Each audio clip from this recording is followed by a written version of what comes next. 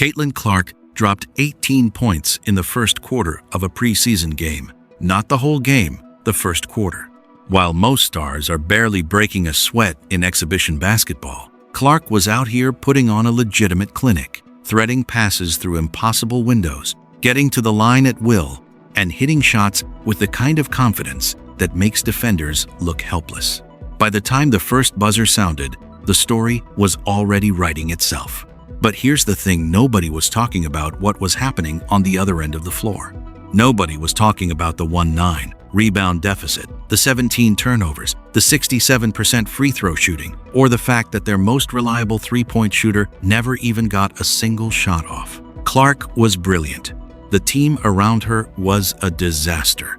And that contrast tells you everything you need to know about where the Indiana Fever actually stand right now. Caitlyn Clark, she was going to work in the first quarter. She had like 18 points in the first quarter. Look at this, man. Just getting downhill. Cash it in, man. A nice inbound play. Knock it down, dog. Come on, man. Caitlyn was going to work. I don't know what Atlanta Smith was doing. She just lost the ball, forgot how to dribble. Caitlyn took it and laid that. 18 points in one quarter is not a fluke. That is a player who came into this preseason with something to prove and wasted absolutely zero time proving it. Clark finished with 21 total points, attacked the free throw line 13 times, knocked down her threes with confidence, and ran the offense with a level of aggression that reminded everyone exactly why the conversation around her being a top 10 WNBA player is no longer a debate, it's a statement. But the raw scoring numbers don't even tell the full story. Watch the actual tape, and you'll see a player who was making the right read on almost every single possession. She finished with 4 assists, but that number is almost insulting when you break down what actually happened out there. Clark created at least 7 wide-open looks for her teammates throughout the game. 7 clean, uncontested opportunities that should have been automatic buckets. Her teammates couldn't convert them. That's not on Clark. That's on the players around her, failing to hold up their end of the bargain. Her court vision was sharp. She was finding cutters, hitting backdoor plays, and threading passes through tight windows that most guards at this level wouldn't even attempt. She wasn't just scoring, she was dictating the pace of the game, controlling possessions, and making Atlanta's defense work overtime just to contain her. And even with all that attention, she was still getting downhill, still getting to the rim, still drawing fouls at a rate that exposed how unprepared Atlanta was to handle her one-on-one. The confidence she played with was the most telling thing. This wasn't a player settling into a preseason rhythm. This was a player who arrived at this game already locked in, already sharp, already operating at a level that should make every team in the WNBA genuinely uncomfortable heading into the regular season. Clark is ready. That part of the equation is completely solved. The question marks are everywhere else on this roster, and they showed up loud and clear the moment the first quarter ended. Letting all the flies in. Hey, beautiful work by Caitlyn Clark today, man. I can't hold you. She had an amazing game today. But yeah, the team, man, we just couldn't get it together. We couldn't get it together, dog. Out rebounded, out hustled, out muscled. We got everything out. Oh man, that was tough business going. 45-26. Read that again. 45 rebounds to 26. That is a 19 rebound gap in a professional basketball game. Not a pickup run, not a college scrimmage, a professional basketball game between two WNBA rosters.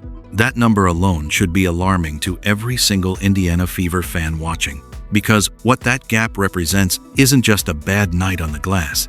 It represents a structural problem that one off-season of preparation apparently did nothing to fix. 12 offensive rebounds allowed. 12. That means Atlanta was getting second chances, third chances, and in some cases, fourth chances at the rim on the same possession. Tina Charles was treating the offensive glass like her personal highlight reel, gathering rebounds with zero resistance while Indiana's players stood around watching it happen. There was no boxing out. There was no communication. There was no fight for position. It looked like players who had never been taught the basic concept of body positioning, which is embarrassing at this level. This isn't the kind of problem you fix by playing harder. Effort helps, but effort without fundamentals just means you're losing the battle with more energy. Boxing out is a habit. It's something that gets drilled in practice until it becomes automatic, until it's the first thing a player does the moment a shot goes up. When a team gives up 12 offensive rebounds in a single game, it tells you that habit hasn't been built yet. And that is a coaching and development problem, not just an individual effort problem. The most concerning part of this rebounding disaster is what it signals for the regular season. When you face teams with elite post players who can punish you on the glass, a 19-rebound gap doesn't just mean a loss, it means a blowout. Atlanta took full advantage, and opposing coaches around the league are absolutely taking notes right now. Dantas just could not shoot tonight. Take the saran wrap off the rim. My goodness, man. Absolutely missing everything tonight. Hopefully she gets it back. But man, it was tough. It was hard to watch. I can't hold you. And you know, after Dantas, you had Mo, who was trying to get boards for us, but that didn't work.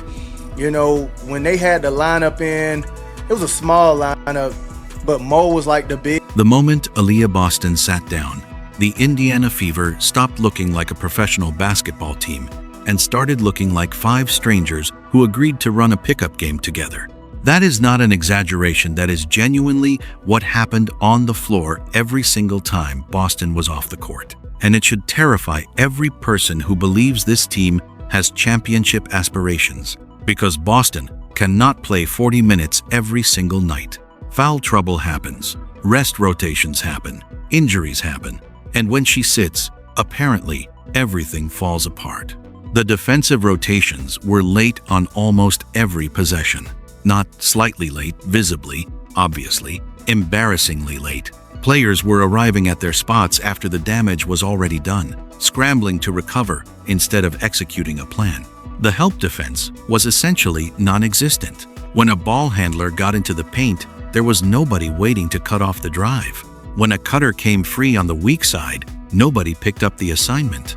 It was reactive basketball at its worst, a team constantly playing catch-up instead of dictating terms. The pick-and-roll coverage was the most painful thing to watch.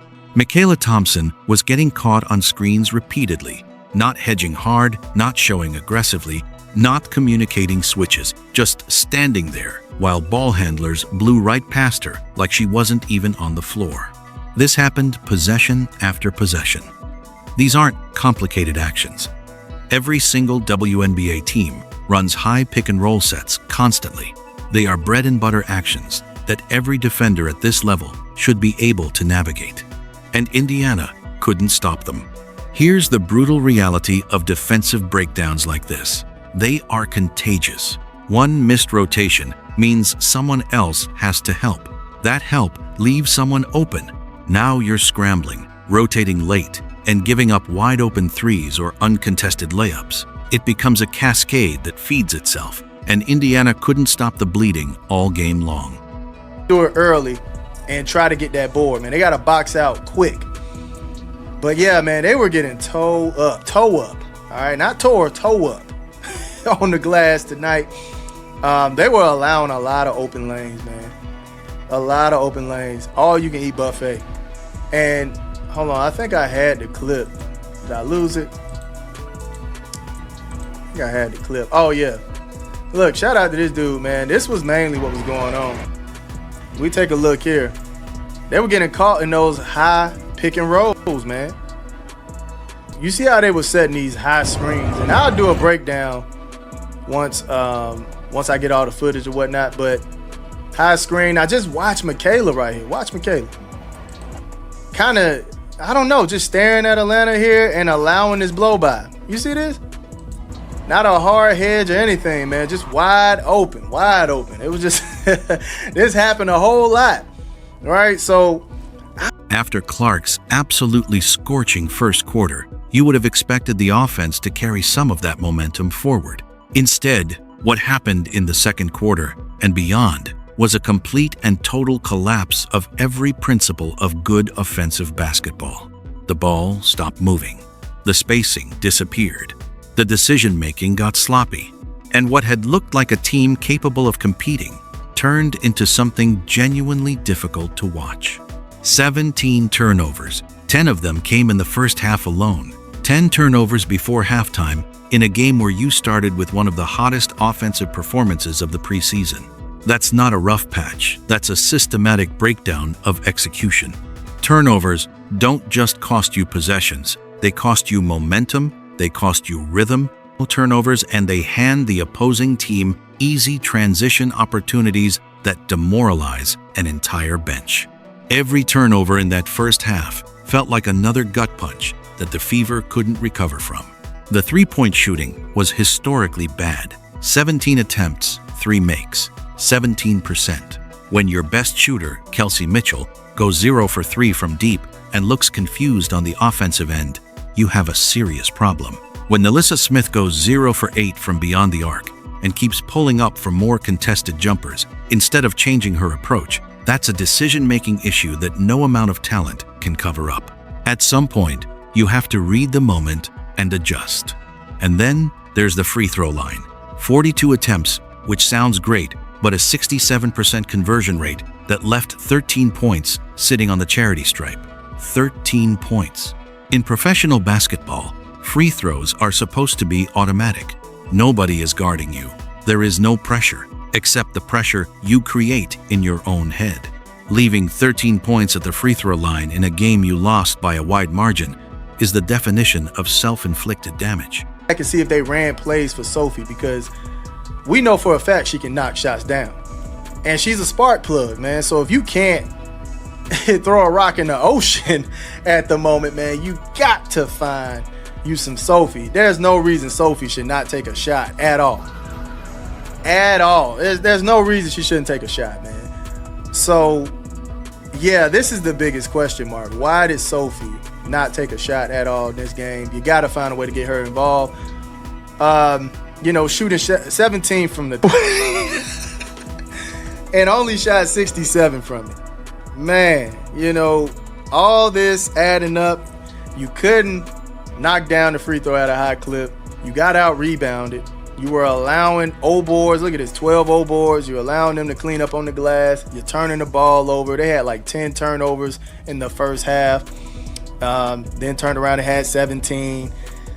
All this adds up to a loss. Honestly, you can't shoot well. All this adds up to a loss. That's all it is. This might be the most baffling part of the entire game, and that is saying something given everything else that went wrong. Sophie Cunningham, one of the most reliable spot-up shooters on the Indiana Fever roster, a player who shoots 37% from 3 for her career, a player who is specifically valuable in exactly the kind of situation Indiana found themselves in, shooting poorly and needing someone to space the floor, did not attempt a single shot. Not one.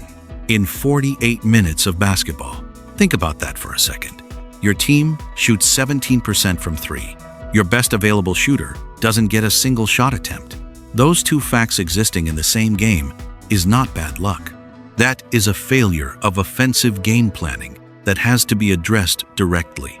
You cannot watch your team brick contested jumper after contested jumper and never once think to get the ball to the player on your roster who is specifically built to knock down open looks.